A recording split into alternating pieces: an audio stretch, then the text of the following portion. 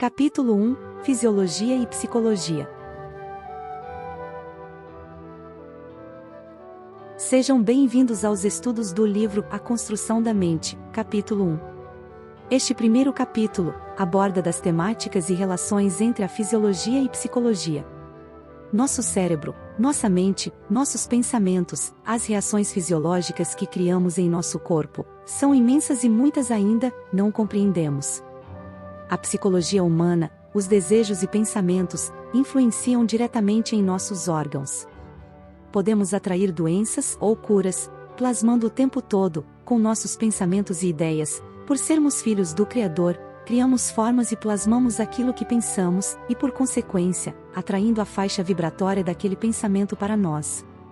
Portanto, dediquemos um pequeno tempo de nosso dia em estudar as relações que há entre a fisiologia e a psicologia humana, guiando os estudos pela obra de Walter Oliveira e analisando o tema em diversas obras básicas e subsidiárias do Espiritismo. A começar com o texto do livro. Não há como separar, em nosso estágio evolutivo, a fisiologia da psicologia. As estruturas nervosas, formadas pelas conexões neuronais, estabelecem as estruturas mentais e, por conseguinte, a vida psíquica. Daí a necessidade de estudarmos o mecanismo do cérebro e de todo o sistema nervoso para compreendermos o mecanismo da mente, pois o espírito, como ser que pensa, sente e age, utilizasse do cérebro para se manifestar na matéria e construir suas estruturas mentais, que jamais se perdem, mas se transformam gradual e progressivamente, como veremos a seguir. Da mesma forma que um programa de computador ou software pode ser conservado em um pendrive após a destruição do aparelho físico ou hardware e reaproveitado em outro computador, as estruturas mentais, ou seja, o programa mental, conservam-se após a morte do corpo físico, com a ressalva de que as estruturas mentais são indestrutíveis, embora maleáveis e de natureza progressiva. Assim, nada se perde, e todas as experiências se tornam úteis na longa estrada da evolução, que ocorre em dois mundos, o físico e o espiritual. Comentário. A psicologia é uma ciência que estuda o comportamento da mente humana, os processos mentais, as reações do ser em determinadas situações, e diversos outros temas. Todos relacionados à mente humana. O cérebro, porém, não passa de um órgão que transmite os pensamentos e as vontades. Quem os cria é o espírito, portanto, o espiritismo. A mente humana e a fisiologia são mais conectadas do que aparentam. No livro Autodescobrimento, uma busca interior, de Joana de Ângeles, temos. Capítulo 1. Interação espírito-matéria. O ser humano é um conjunto harmônico de energias, constituído de espírito e matéria, mente e perispírito, emoção e corpo físico, que interagem em fluxo contínuo uns sobre os outros. Qualquer ocorrência em um deles reflete no seu correspondente, gerando, quando for uma ação perturbadora, distúrbios, que se transformam em doenças e que, para serem retificados, exigem renovação e reequilíbrio do fulcro onde se originaram. Desse modo, são muitos os efeitos perniciosos no corpo, causados pelos pensamentos em desalinho, pelas emoções desgovernadas, pela mente pessimista e inquieta na aparelhagem celular. Comentário.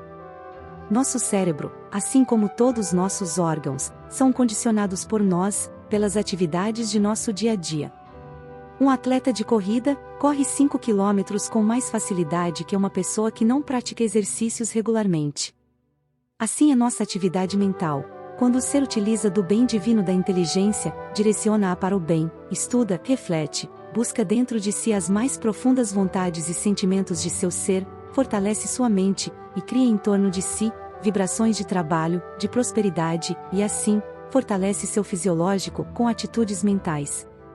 Da mesma forma, que podemos atrair para nós, com pensamentos em desalinho com as leis de amor, doenças, como visto mais à frente no capítulo 1 do livro Autodescobrimento, uma busca interior. Determinadas emoções fortes, medo, cólera, agressividade, ciúme, provocam uma alta descarga de adrenalina na corrente sanguínea, graças às glândulas suprarrenais. Por sua vez, essa ação emocional reagindo no físico, nele produz aumento da taxa de açúcar, mais forte contração muscular, em face da volumosa irrigação do sangue e sua capacidade de coagulação mais rápida. A repetição do fenômeno provoca várias doenças como a diabetes, artrite, a hipertensão. Assim, Cada enfermidade física traz um componente psíquico, emocional ou espiritual correspondente.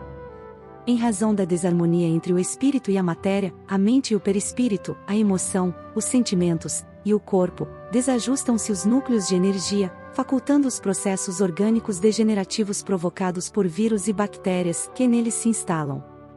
Comentário.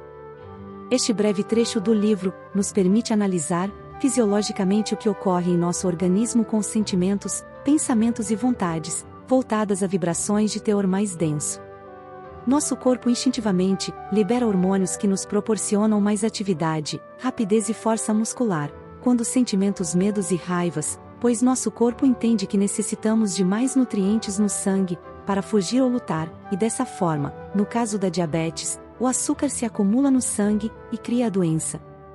Este é apenas um exemplo de doença fisiológica, criada por uma doença da alma, a cólera. Quantas doenças da alma nós não trazemos conosco? E quantas doenças do corpo, ou fisiológicas, não criamos por consequência? O quão saudáveis seríamos, se mantivéssemos o equilíbrio mental, se soubéssemos amar e perdoar? Mais à frente, ainda no livro Autodescobrimento, uma busca interior, no capítulo 6, temos.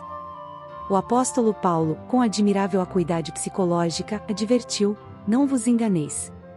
As más companhias corrompem os bons costumes. E, certamente perturbam o sistema emocional, contribuindo para distúrbios variados na organização fisiopsíquica de quem as cultiva.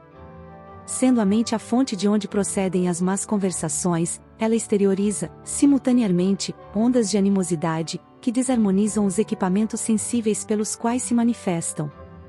As altas cargas genéticas negativas, pelo suceder da ocorrência, desajustam os controles nervosos, gerando distonias da percepção, que passa a identificar somente o lado negativo das pessoas e coisas com o qual sintoniza.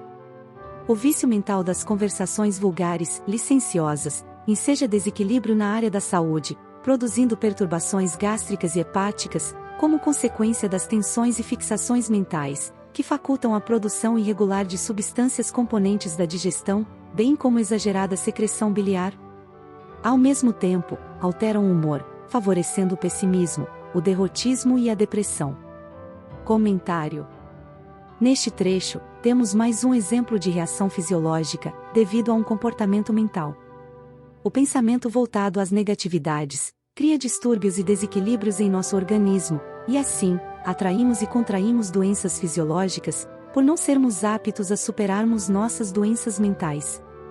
O espírito é o ser pensante, o ser imortal, que comanda a máquina do corpo, e irradia ordens mentais, inconscientes para seus órgãos com suas atitudes, pensamentos e vontades. Os pensamentos, vontades e atitudes em sentimentos densos, criam doenças fisiológicas, pela liberação de substâncias que em excesso, podem ser tóxicas e criadoras de doenças em nosso corpo. Portanto, pode-se observar, que a fisiologia e psicologia são mais conectadas do que imaginamos. Todos os nossos sentimentos, todas as nossas atitudes, todos os nossos pensamentos refletem no nosso organismo fisiológico, podendo estender ou encurtar nossa passagem na Terra.